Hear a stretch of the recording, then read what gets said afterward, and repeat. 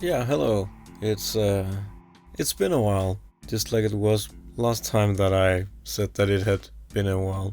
I've been a little busy. I hope you're good. I hope you're doing good. And please tell me down below in the comments how you're doing, because I would love to know. As you can see, things have changed a little bit here, and that is because we're gonna do something new. We're gonna do a chill Let's Play show where we just sit down and play some games that I don't think a lot of people quite know about. Because I feel like horror game history has this preconception that horror games were kind of sort of around before Resident Evil, but it wasn't really until Resident Evil came around that horror games like properly existed, and that horror games are this mostly console exclusive thing, which it is definitely not. It has a rich and long history on PC. And that is what I want to dive into. I want to take you on a bunch of these journeys where we go into some old crusty PC horror game that is often not quite like a lot of other horror games that you may know from your console experiences. So that is what this is. This is the Caravan of Horror. It's called the Caravan of Horror because we're playing horror games in a caravan!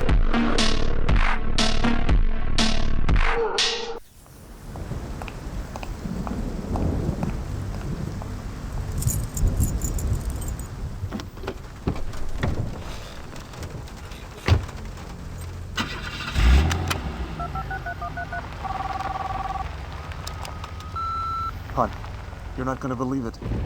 I found the answer. All those years, I should have seen it. There's more. I'll tell you when I get home.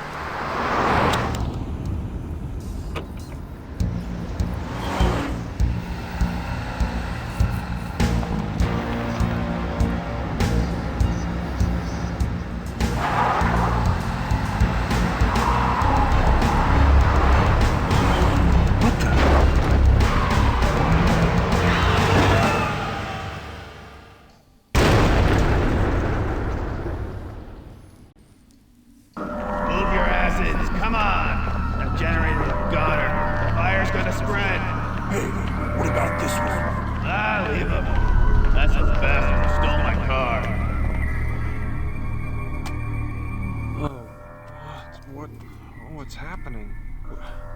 Where am I? So this is Sanitarium.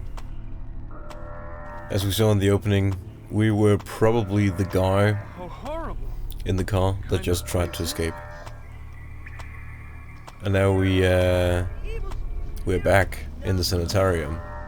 And we once again have to escape, but it seems that something has happened. Ugh, these beds are filthy. And the prisoners, they seem to have escaped a little bit. And now we gotta also escape, so we gotta follow them. Are we this man that we are playing as? Is he the guy from the beginning? Who knows? That's something that we're gonna have to find out. Oh yes, we pick up the towel. Yes. Sanitarium is one of my absolute favorites, and it's sort of like the perfect game to illustrate my point of these very interesting horror games being better viewing experiences than they are playing experiences. Because yeah, Sanitarium is a perfectly... Jesus Christ.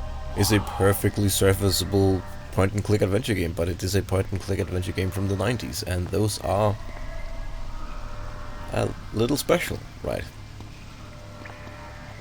And I've never completed this, so I thought this would also be like a nice redemption arc for me. Let's talk to this guy. Huddled in a corner, trying to hide? Excuse me, do I know you? Your name is... Martin. Oh, hello, Martin. Do you know who... Can you tell me my name? How the hell should I know? How can you stand all of them buzzing? Constantly buzzing. Okay, so Martin is a little bit gray in the hay. Where is everyone? Cowards, all of them. When the alarm went off, they left us behind. Probably in on it with the bugs. Wait till Doc Morgan finds out. It's a conspiracy.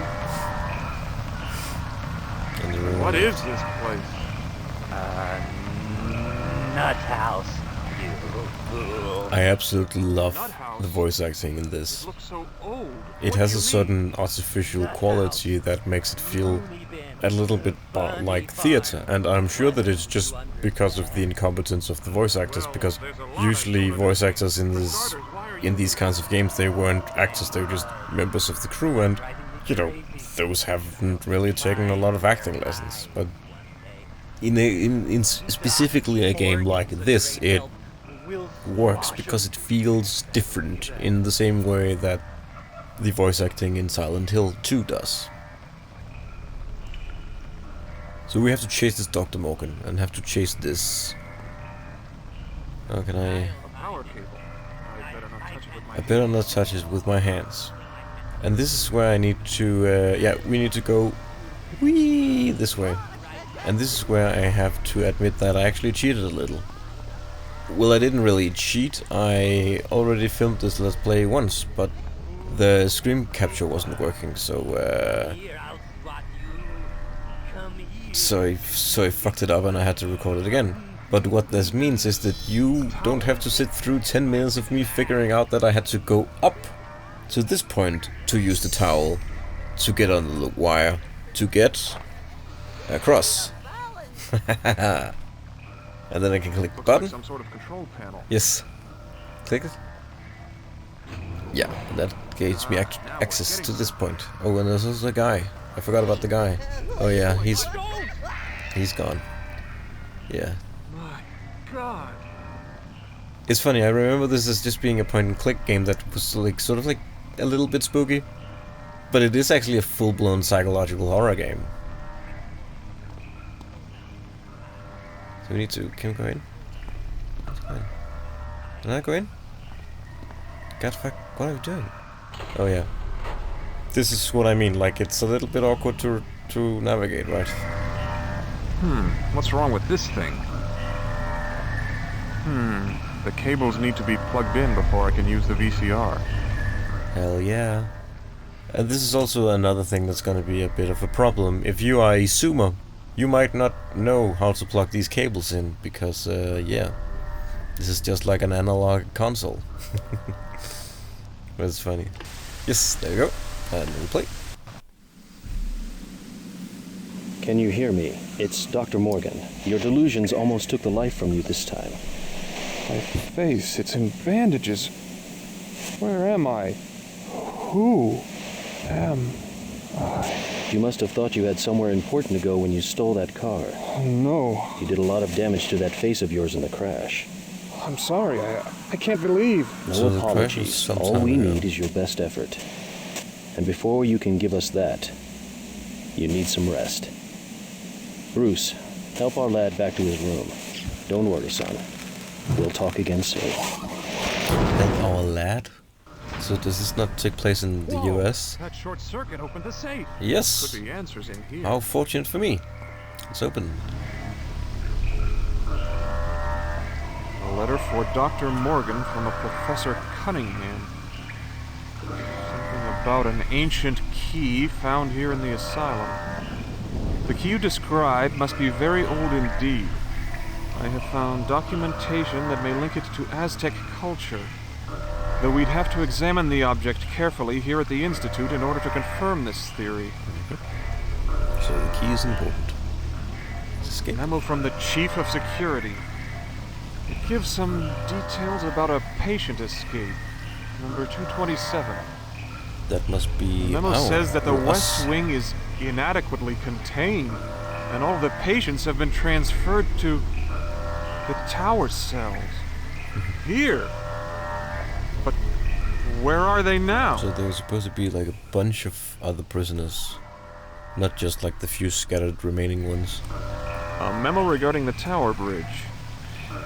Due to recent problems with the generator, all employees are asked to keep the tower bridge extended at all times. It will be extremely difficult to extend the bridge from the outer ring should the power go out. But it wasn't an issue for us. So I guess we can... No? Done. And the key's right there. Some strange kind of key. The key to what? It is to a statue.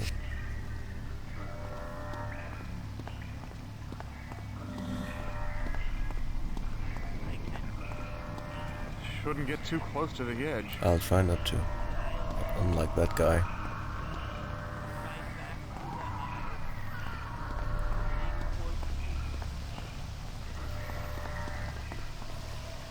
So, it's gonna be a little thing at the base. There's a locking mechanism in the base.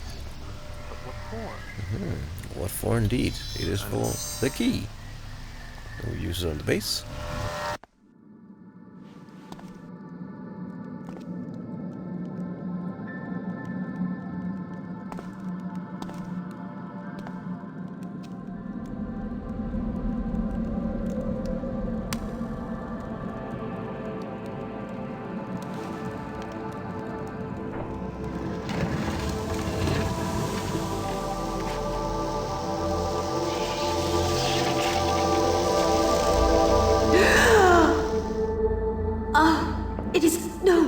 It is so dark. Oh, my home, once bright tower, what has become of you? You're alive. Am I going mad? Listen, hear the cries of the children. The innocent are dying, and you only think of yourself. Can you not see the light of heaven has dimmed? What can I do? Seek the truth. So the ancient Aztec thing was a lady that teleports you. And now we are in the second world, and we're gonna stop here for now, but as you can see, it's a very cool game. It has a unique sort of like atmosphere, and there is a certain quality to the acting that is just, it's dreamy, it's distant. It really tickles that itch for me that Silent Hill 2 does. And I think a lot of people have slept on this game because it is a horror game from the 90s that is not Resident Evil because it was on the PC, and console peasants, they didn't play it because they didn't own PCs. I cannot wait to show you the rest of it, which I'll do next time.